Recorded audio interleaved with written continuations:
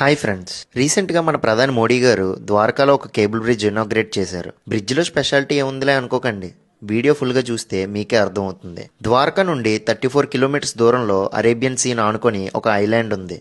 ఆ ఐలాండ్ని బేట్ ద్వారకా అంటారు. ఈ బేట్ ద్వారకాకి ఇంకో పేరు శంఖోదర్.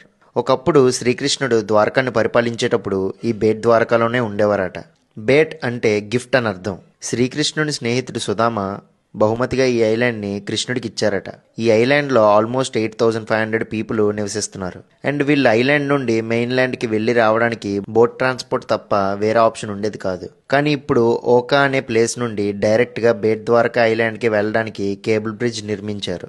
ఈ కేబుల్ బ్రిడ్జ్కి పేరు సుదర్శన్ సేతు అని పెట్టారు. 2017 అక్టోబర్లో ప్రధాని మోడీ గారు ఈ బ్రిడ్జ్కి ఫౌండేషన్ వేశారు. అండ్ ఫైనల్లీ ఇప్పుడు 2024లో ఆయన చేతుల మీదనే మళ్ళీ ఇనాగ్రేట్ చేశారు. టోటల్గా 979 crores ఖర్చు అయిందంట ఈ బ్రిడ్జ్ కన్స్ట్రక్షన్కి. 2.32 kilometres length and 4 lane bridge. Sudarshan Setu ఇండియాలోనే లాంగెస్ట్ కేబుల్ బ్రిడ్జ్. మీరు ద్వారకాని విజిట్ చేసినప్పుడు తప్పకుండా ఈ బేట్ ద్వారకా ఐలాండ్ కూడా విజిట్ చేయండి, చాలా బాగుంటుంది. సో ఈ వీడియోని మీ ఫ్రెండ్స్కి షేర్ చేయండి. హరే రామ హరే కృష్ణ.